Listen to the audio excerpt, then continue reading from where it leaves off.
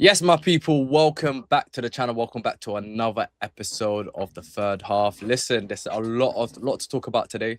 There is a lot to talk about today. I mean, drama, the football, the results, a couple of shock results as well.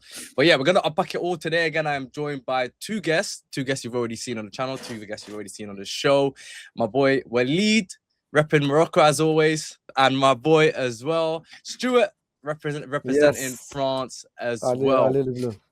Listen, guys, I feel like I know both of you obviously are representing two different countries right now, but listen, I feel like the only right place to start is with Argentina and Egypt because I feel like there is a lot to unpack from that game. I know there's a lot of controversy, a lot of drama, a lot of late goals, a big comeback from Argentina as well. But quite quickly, what was your lot's thoughts on that game? I was saying to Walid earlier that I'm going to share my honest opinion. I think that was a robbery in broad daylight. And I say as I feel it. And I have nothing specific against Argentina. I'm trying to not be biased. But what happened is you can always argue that there was contact and he touched his foot and stepped on his foot, etc. But they didn't do the same for Egypt the other way around after. So I believe Messi since the beginning of the competition and Argentina has always been favored. That's my honest opinion. I believe having big names playing the final is something FIFA wants because they want the viewers, they want the money out of the final, etc., and potentially they want the rematch. We can discuss this in a second. The France versus Argentina rematch. I don't know, but for me, as a neutral watching the game yesterday, I felt like it was a robbery in broad daylight. I think that was so obvious, and it's more and more obvious. And no disrespect to Messi, the comeback is the comeback. No one set up the comeback. You had to score the goals, so they scored the goals, and obviously Egypt crumbled. That's okay. It's a fact. They crumbled, and Argentina did the comeback, but I think 3-0 is not 2-0. It's not. It would have changed the entire game, in my opinion. So I feel for Egypt. I feel for African football in general because that could have been a great opportunity to show again to the world that African football deserves to be up top with the rest of the countries, and the disrespect towards African football needed to be adjusted. However, May I feel for Egypt. It's crazy, man. It's a madness. I was fuming watching the game, but without supporting Egypt, it's crazy. Yeah. What about you, Walid, as well? What was also your thoughts on that? Yeah, I mean, sorry, I agree to a certain degree for sure. I think it's almost like boxing terms when you don't leave it to the judges. I think for me, there was certain decisions I didn't agree with. Certain decisions I think maybe people are overhyping. But I agree with the fact that they were biases for sure. Everyone could see that, but you're going to get that. And I think, Egypt, Morocco, these teams, they know they're going into these type of games with certain biases. And I think the problem I had when I was watching this game is Egypt, we had this issue with the referee. Let's say you've got this issue that's big conflict. I don't understand why they're almost playing into Argentina's hand with their playing style. Like Egypt are not known to be leaving 5-6 plays up the pitch when you're 2-2. Let's leave it just at 2-2. Forget the rest of the game. It's 2-2, and they had like 7-8 plays up the pitch, and they had 3 plays at the back. And Messi and their team is very good at counter-attack, and that's what they live and breathe for. And yet, this isn't Egypt. You're not known to be this team that dominates up in the field. Like, don't leave it to the referee. Keep it close. Get to extra time, and then we play for penalties. Then it's 50-50. No one can then corrupt anything, right? But Egypt went on this chaos of awful defending. So even though we can talk about the referee for sure, there's biases, but Egypt did this to themselves more. So like maybe we're upset with the referee, but Egypt has to be upset at themselves because they did this collapse. They did the last, not even to take it to extra time and give you a chance, a selfish chance to get to penalties. Egypt can't be angry at the ref. Egypt needs to be angry at themselves. We can maybe discuss the ref, and I think that's two different views there. Yeah, no, I agree with both of you in a lot of what you said. I think I've been saying, obviously, seen a lot of online reaction. A lot of people saying it's rigged and FIFA wants Messi to win and FIFA wants Argentina, which I think is all a stretch. I think it's a stretch to say that they are fixing the tournament for Argentina to win. And up to this point, I'll be honest with you guys, I was ignoring a lot because I felt like these type of things were happening every game. For most games for Argentina anyway. But I kind of ignored it because I feel like I always have this thing in football where I say, you win some, you lose some. meaning that decisions will go your way some games and decisions will go against you. That's the nature of football. Sometimes you get your luck, sometimes you don't. But I feel like yesterday I couldn't ignore it. I think it was just too in your face to ignore it. And look, Messi's brilliance, like he had to turn up in that last 15 minutes. Like I felt like Argentina turned up. They still had to score those 3 goals, you know, to turn it around. They were still tuning out. There was still a lot of work to do. However, my problem is there is definitely, and I feel like you can't deny that there is definitely a pattern of inconsistency with the decisions that go Argentina's way. I feel like it seems like they tend to get the favorable end of the stick when it comes to 50-50 or any decisions that are in doubt. They seem to get the benefit of it. And I actually saw a video. Lias was talking about it this morning. He was saying that yes, he said that Argentina, the threshold is a bit higher for them, and yes, they do get away with a lot more decisions, but that is the problem. I think that's the problem that everyone has. Is why is the threshold for them higher, and why do they get away with so much? You know, and it comes to every team's detriment, and that's kind of been my issue with Argentina. I mean, I won't say it's rigged and it's fixed. I think that's a bit childish, and I think the tournament, of course, they're not fixing it for Argentina to win it, but there is definitely some sort of pattern of poor decisions that seem to keep going their way, and I feel like it's undermining and also overshadowing the brilliance of Messi, for example. I feel like Messi's been unbelievable this tournament at 39 years age. You know, most created chances, most big chances created, scoring the goals, 8 goals, top scorer in this World Cup. And I think all this officiating, I think it's overshadowing his greatness, you know, which is a shame because I feel like Argentina are good enough to win games on merit. They're good enough to win games without the controversy, you know. They can win this tournament without all of this nonsense that's happening. So it is a shame, and I think it will damage their rep, even if they were to go on to win this tournament. I do think that it's a lot to take, but in terms of the result, obviously, that's Argentina are through to the quarterfinals now. They are going to play Swiss. Do you guys think they can go back to back? Do you think Messi can go back to back? They can. Yeah, go on.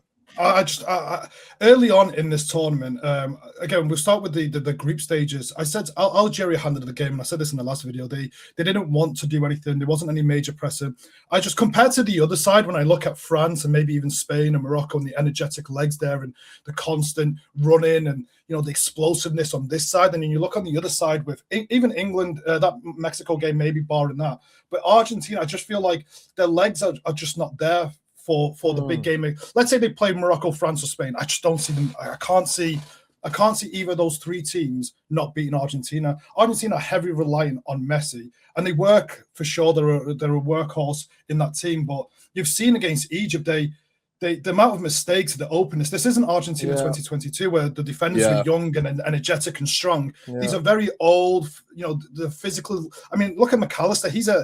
He's so physically diminished in the side as well, where the players are now, the physicality is not there, but the technicality is possibly just hanging on. I just think if they come against an explosive France or, the legs of Morocco or the technique of Spain, I just think they get absolutely outdone.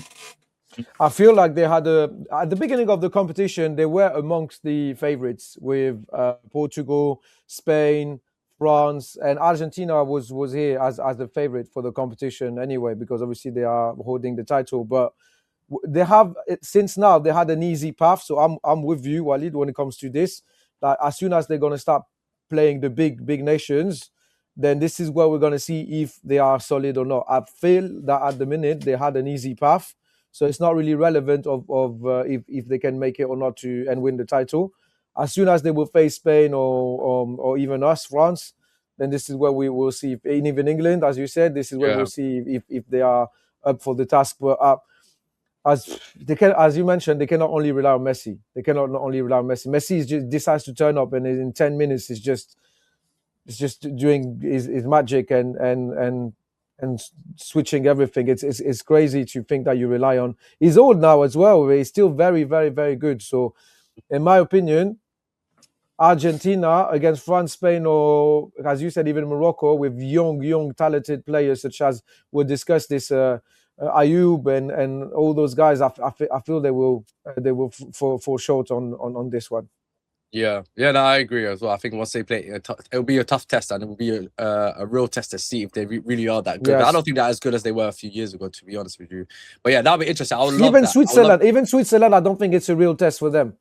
yeah, I'm no, sorry, I no agree. disrespect to Switzerland. Yeah, Switzerland yeah. is good, is solid, but I will not take Switzerland as a real test for them. Again, they have an easy path, man. They have a very, very, Yeah. very easy light work path to the final. Yeah, It's a fact. So yeah, no, it's true, and I hope in England do deal with them if it gets to that. I really do, and I think Hopefully, we can. man. I think England can. I think they can. Next game I want to talk about is the France game. I actually want to start with France because that game was a lot of. I don't even think it was football. I thought it was WWE. Was it UFC 250 Yeah, or I something don't know like that? Yeah. I don't know if it was football, but they made it. I mean, when you're playing against South American teams, I feel like you kind of have to expect that sort of aggression and Yeah, but not that level, bro. Come on, that that was too That was much, too man. much. Yeah. But there was a lot of remarks as well made after the Paraguay. One of the politicians made some remarks. Madness, Senator. It's crazy. Yes. Yeah, it's And crazy. do you know Kylian Mbappe answered online, and she answered back saying, "Be careful to you. Look what we did to Ronaldinho." She said this to answer to what Kylian answered online. This is a madness. What's happening? To be fair, we were living in a mad world. To have the decency of putting this publicly out there on the internet and also assume this afterwards. I mean, come on, man, that's too much. The people are going crazy. It's mad. Yeah, I think it was a great answer from Kylian. I think very well. The dictator has handled this perfectly, but he's used to this kind of stuff as well. To be fair, but, it's a very mature answer as well. Yeah. It's a very mature response. I mean, that's the world we live in now. Racism has become very much a popular theme now in terms of it's like people are normal becoming now, more brave. Yeah, it's becoming more brave. People are more outspoken. People don't fear the consequences anymore, and that's the society we live in now. But I don't want to take any away from France because I think France fought very well to win that game, even though Paraguay made it as difficult as possible for them. And I thought I saw the first time in this tournament, I thought I saw a different side to France because we know them for their trickery, the creativity, the elite, Dembele. But also when it's time to get dirty and work hard, they can also do that as well. Yes. So, which was good. So we say in France, we saw against Paraguay the side of French players from the streets, from the streets of Paris, when you need to go and like beef with people and argue and fight. I can be nice and politically correct and etc. But if we need to go to war, and Ryan Cherki said it afterwards in the press conference, if we need to go to war, and Kylian said put the hands in the dirt to not be too sorry about my French, but like to swear. But if they need to put their hands into the dirt, then they can do this as well. And they have this side if they need to trigger that side. It's a good sign as well, to be fair. Because the tiki-taka, jogar bonito football, France is the new Brazil, and we enjoy this, that's good. But if we need to play dirty and someone plays dirty against us, we know how to handle it. And that's a very, very encouraging sign as well.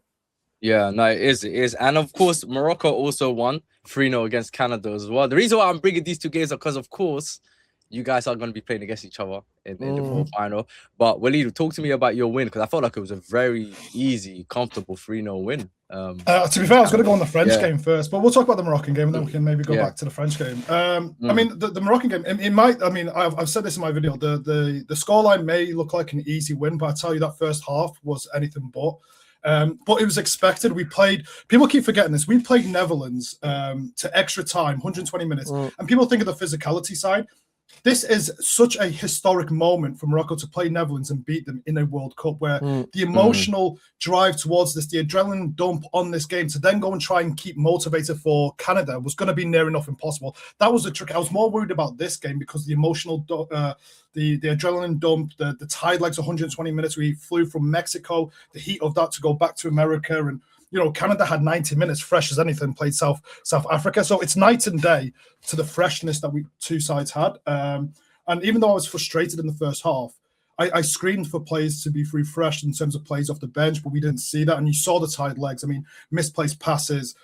We just couldn't get out of our half. And Canada then took advantage of that with the fresh legs. And it was a very difficult first half. And then we saw fresh legs come on. I mean, Sibari's got injured. because of the tiredness, 120 minutes, 90 minutes, 90 minutes. So he was always going to pull up an injury. I said this was going to happen. It happened. And unfortunately now I believe he's completely gone out of the tournament.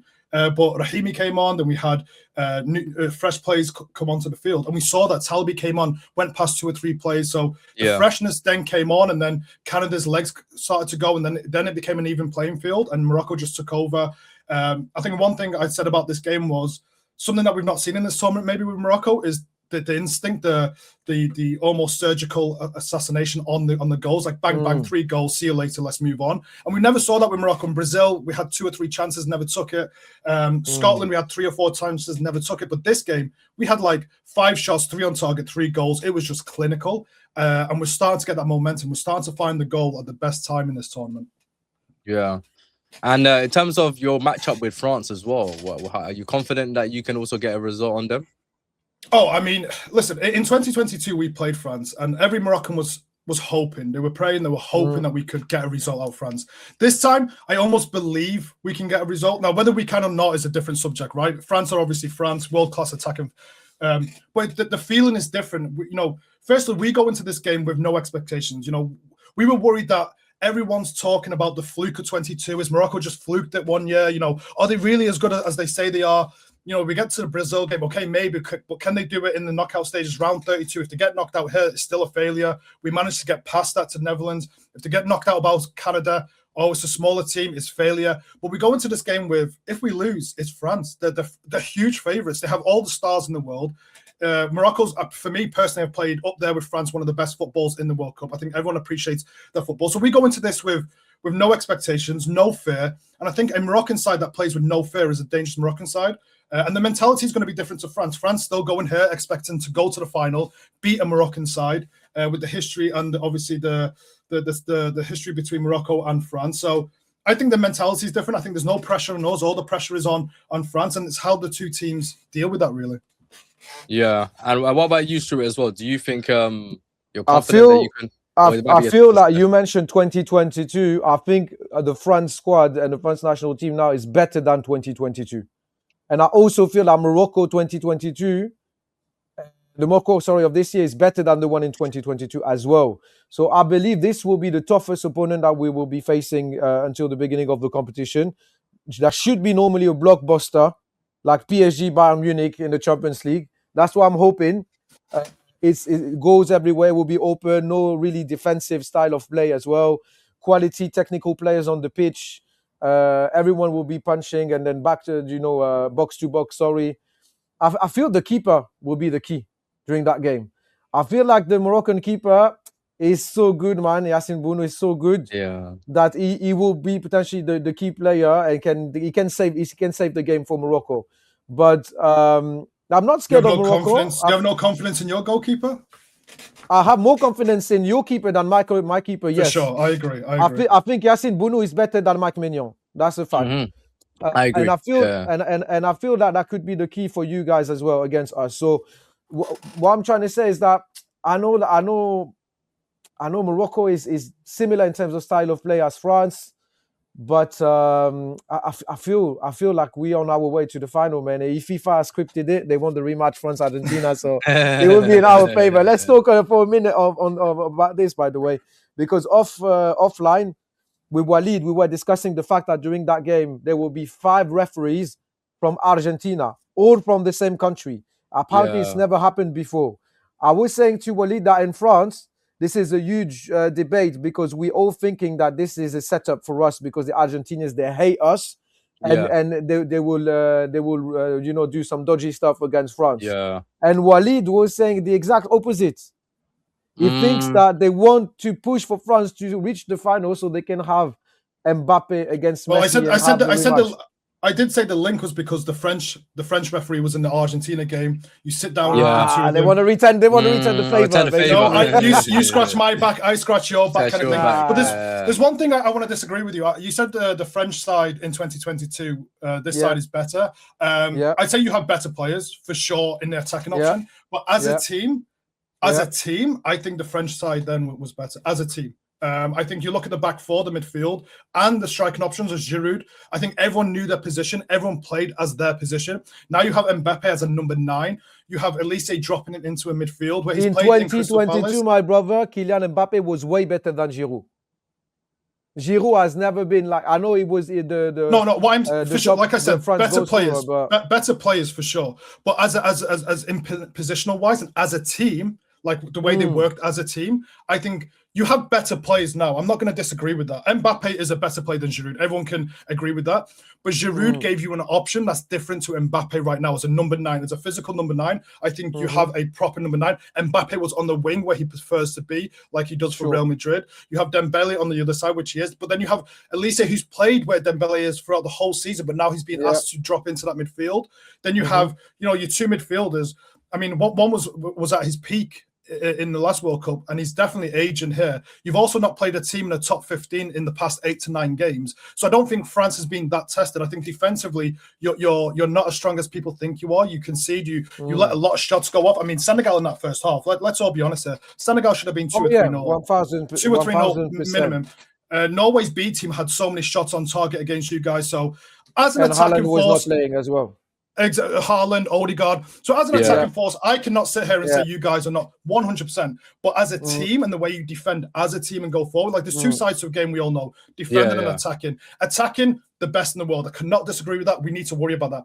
But defending as a team, I think that is where France lack, and France haven't really been tested with the likes of Spain, Morocco, Argentina, England. They haven't been tested like that. You're playing teams that are outside the top 15, and I think just a bit of quality of a team that knows how to defend, so the transitional attacking and how to organize that. You haven't played a team like that. And the only time you did was Senegal in the first half. Then Senegal's legs fell off and we saw what happened.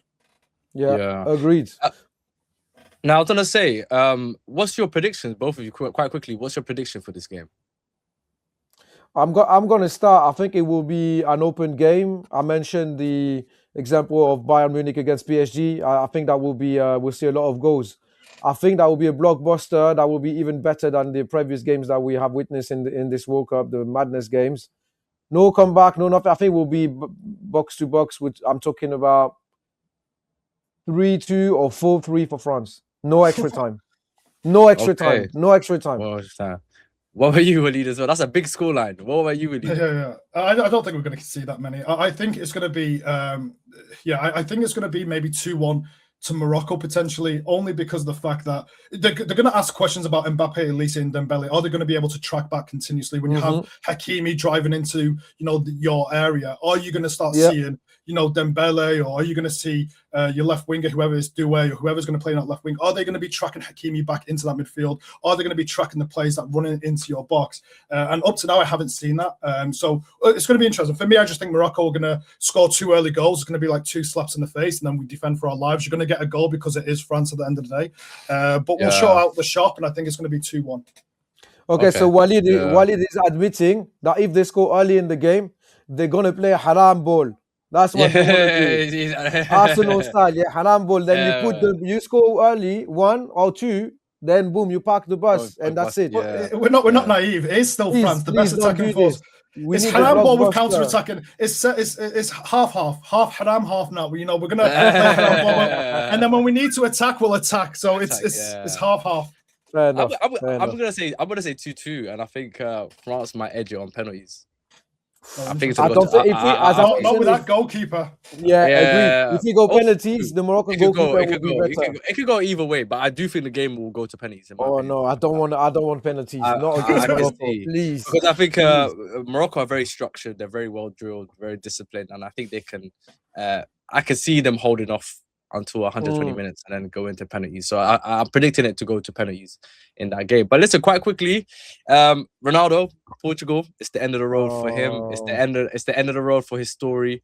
Potentially his last World Cup. I mean, we say potentially because we don't know how crazy this guy is. He might try to push for 2030, in the next one.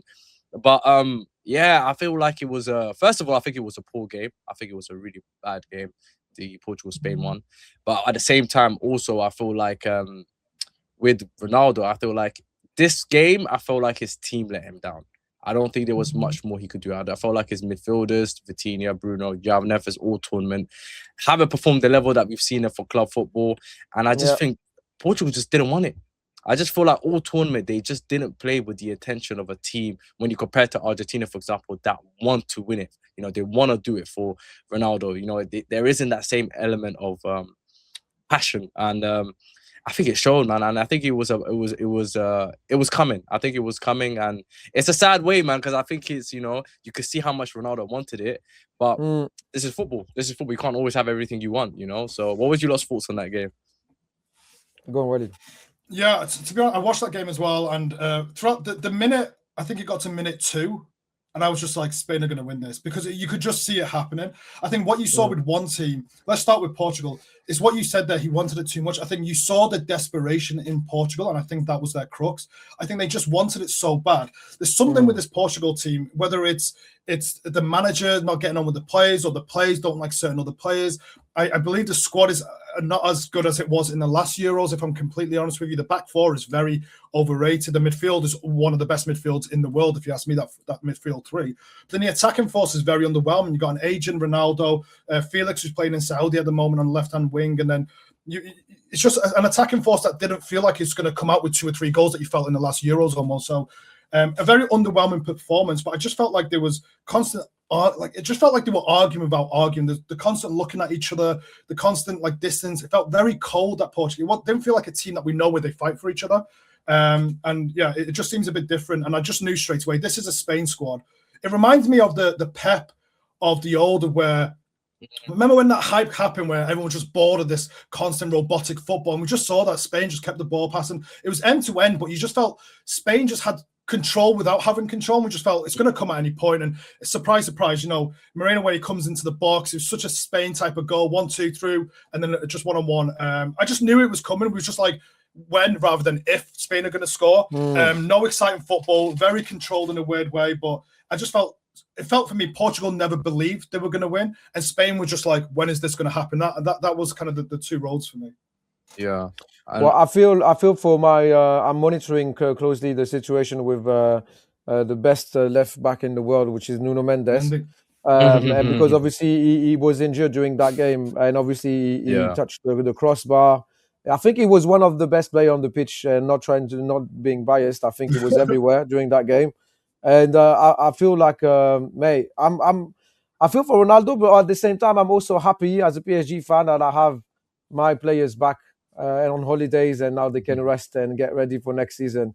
So, I mean, on paper, Portugal was one of the favorites. They always like this. It was like Belgium with the golden generation, that they have an unreal squad, and they are under-delivering, unfortunately. Ronaldo, I think they pushed for him too much in Qatar 2022 when they started playing Gonzalo Ramos instead of him. Gonzalo Ramos scored goals and goals and goals. I think Gonzalo Ramos should have started for them.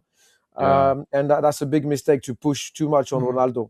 He could have potentially won the World Cup, but not being on the starting 11. So it is what it is. Now he's getting old. It's time is up for him, I think. Yeah. And Spain, I feel like, are kind of just getting their business done quietly. They still haven't conceded a goal in this tournament. And people are kind of sleeping on them a little bit. I think people are starting to like almost forgotten about them, but they could still potentially win this World Cup. They have the squad to do it. They have the, you know, Lamine Yamal, they have the star power to do it. And I think they just kind of...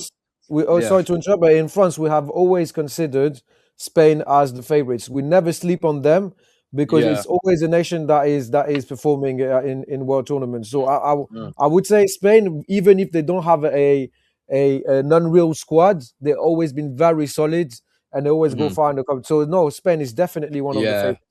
Yeah. So it's I'll be excited to see that semi-final potential matchup. It could be Morocco, it could be France, but I think any of the two, that would be a very good match. Who do you want to qualify, Liban? Who are you supporting? France or Morocco? Do you know what it is? Obviously, for African football, I want Morocco to go as far as possible. But the football in me wants also to see Mbappe, Olise, and the star players. I want to see them also in like the semi-final, the final. So I'm right down the middle. It was a politician answer. France and Morocco, Liban, come on. No, because I'm hoping for it's weird, man. My heart says Morocco, my mind says France. That's how it is. But I'm edging slightly to the underdog Morocco to hopefully maybe do something. But I wouldn't be mad if I saw, you know, France in the semi-final, because that means I still get to see all the star players, you know. So it's a weird one. It's just a weird one. If Morocco wins against France, they need to go and win the title, win the cup. Yeah, I think there will be a lot of French people that will be backing Morocco. If we are kicked out by Morocco, a lot of French people will be rooting for Morocco to win the World Cup. So and that will be unreal. So if they win against us, we want them to win the World Cup, 1000%. Yeah. Nice. Listen, quite quickly. I'm gonna just quickly show you guys the results for the other games. Let me just quickly share my screen with you guys. Just 2 seconds. Yeah, so I'm gonna quickly show you guys the other games. Of course, we had USA Belgium. I don't know if you guys can see that. USA Belgium. Proper entertaining game, to be fair. I feel like the whole Balogun situation kind of fired their belly a little bit, because they had the red card rescinded. Donald Trump came out and said, I got it rescinded, guys. He's like, I spoke to FIFA, they got it rescinded. But I think the way they were talking about Belgium quite kind of fired them up, and they got the result. A huge win for them. And then also Brazil-Norway was a big upset. Haaland, man, that guy seems to be unstoppable at the moment. Yeah, he seems to be doing his thing. And yeah, I mean, for Norway, it's an amazing achievement for them to get that far. I feel like that's the difference between him and Ibrahimovic, you know. Ibrahimovic could never have done this for Sweden. Haaland doing this for Norway is unbelievable. 7 goals. They're in the quarterfinals now. I don't think anyone predicted that. And then this game, I think, was England-Mexico. I think it was the game of the round. For me, anyway, I think it was the best game of the round. The atmosphere, the football, the drama. And I do think now that England are in the quarterfinals, I think they can potentially get to the final now. Before, I didn't have too much faith. Now I'm believing that they can get to that final just because of the route that they have now. So yeah, it's tough. And then also Switzerland, Colombia. I mean, Switzerland, I'm surprised they've made it this far. I thought Colombia would have done a job on them, but they didn't do it. But these are the other fixtures. Quite quickly, what's your prediction, guys? So we said France and Morocco, Spain, Belgium. Spain, Belgium, I think, and I hope Belgium will get battered, because I don't like Belgium at all. I don't know, to be fair, I hope Spain, and normally it should be a light work for Spain, in my opinion. Normally, with the consistency and the organization and the solidity of Spain, that should be easy. It's a very aging team, Belgium, to be fair. So, no, mate, I mean, Lukaku is Lukaku. He's been lucky so far in the competition, but this will end. So I'm going Spain. Norway, England, I think that will be a tough one, guys. Don't sleep on Haaland. England can do the job, but if Haaland decides to turn up, that will be... I'm going England. And Argentina, Switzerland. I want Switzerland to win. I believe in Switzerland. I'm not going to say Argentina. Switzerland, please kick them out. Please do a dirty job to them, please. Otherwise, England will do it in the next round. And what are you same predictions as well for you? Yeah, I think England will beat Norway. I don't know, because England looks shaky at the back, and that's always been their issue. Physically, Norway are a very physical side. People on top of Norway are absolutely huge. I would love to know their average height, because they're absolutely stacked height-wise. Very physical team. They got the Viking bloodline. Man, it's crazy.